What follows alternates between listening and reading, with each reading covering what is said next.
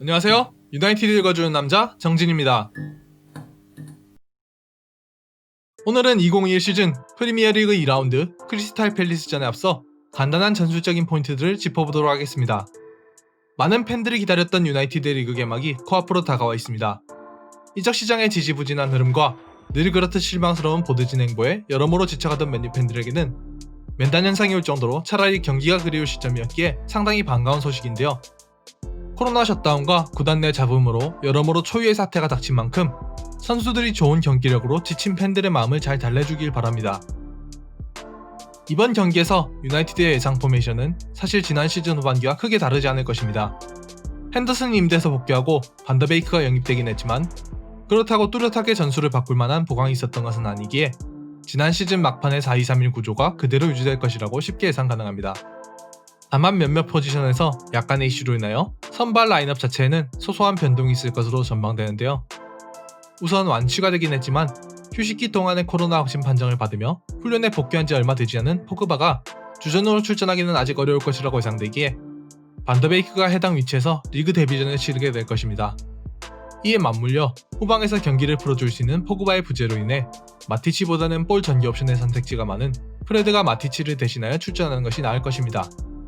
그린우드의 경우에는 잉글랜드 대표팀에서의 불미스러운 사건으로 인하여 자가 격리 기간을 가졌고 팀 훈련에 복귀한 지 채 일주일이 되지 않았기에 당장 선발 명단에 이름을 올리기보다는 벤치에서 시작하는 편이 나을 것입니다.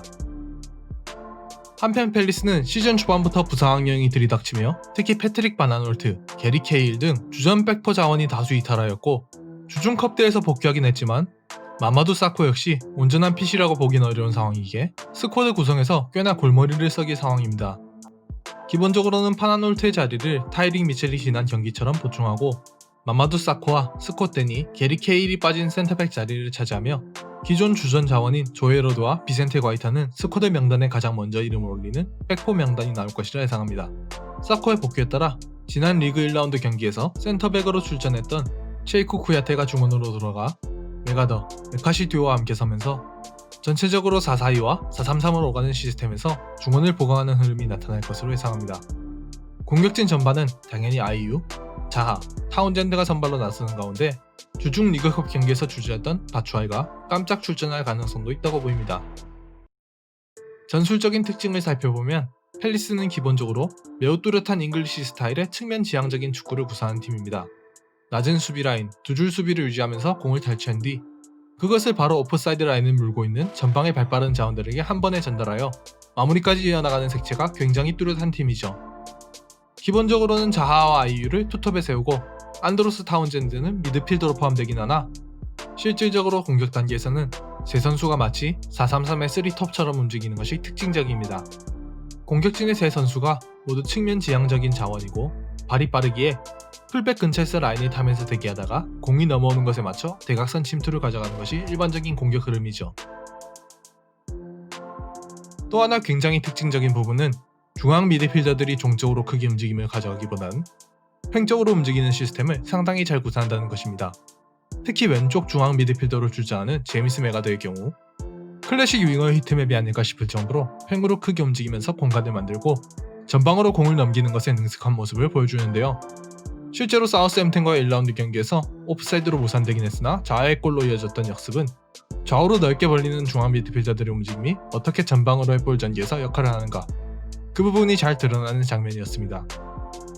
한 가지 걱정되는 부분은 특히 아이유와 자하가 자주 왼쪽에서 포진하며 밀고 들어오는데 능숙한 만큼 이렇게 키를 넘기며 전개되는 로빙 패스 상황에서 자주 드러났던 린델로프의 위치 선정과 제공권 문제가 나타나기 쉽게 그 부분에서 주의가 필요하다는 것입니다.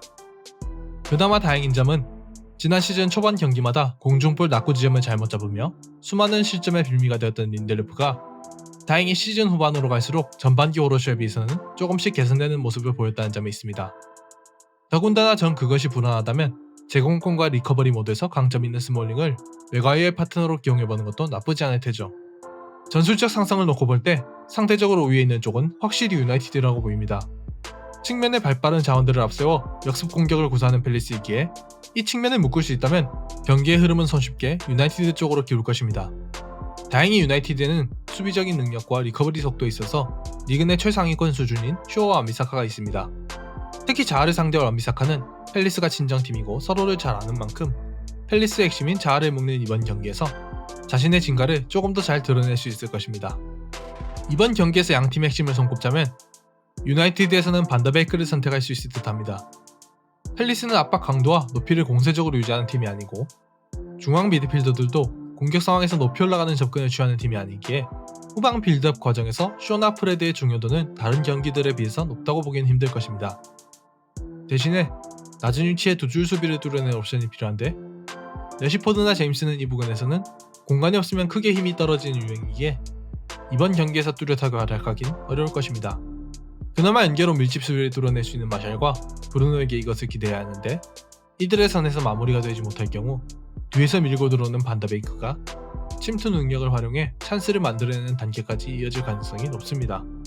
그리고 이번에 쇼케이스를 통해 반더베이크는 자신이 어떤 선수인가를 팬들에게 제대로 시연하게 되겠죠. 팰리스의 입장에서 핵심 선수는 단연 자하입니다.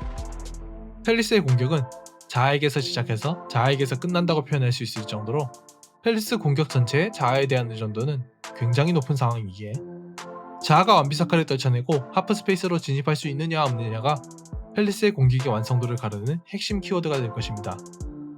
경기 자체는 측면을 중시하는 속도전이 될 것이라 예상하는 만큼 상당히 재밌는 경기가 될 것입니다. 유나이티드가 이런 시간에 골을 넣을 수 있다면 여유를 가지며 지배적인 흐름으로 전환할 수 있는 만큼 확실한 승기를 잡을 수 있을 것이고 반대로 팰리스가 선제 득점을 기록한다면 경기는 난타전 양상으로 흘러가겠죠. 사실상 확실시되다시피 한 반더베이크의 리그 데뷔전과 맞물려 유나이티드의 팬들에게는 굉장히 볼거리가 많은 경기가 될 것입니다. 유나이티드의 선전을 기원하며 여기서 이만 프리뷰 마치도록 하겠습니다. 시청해주셔서 감사드리며 영상이 유익하셨다면 좋아요와 구독 한 번씩 부탁드립니다. 지금까지 유나이티드 읽어주는 남자 정진이었습니다.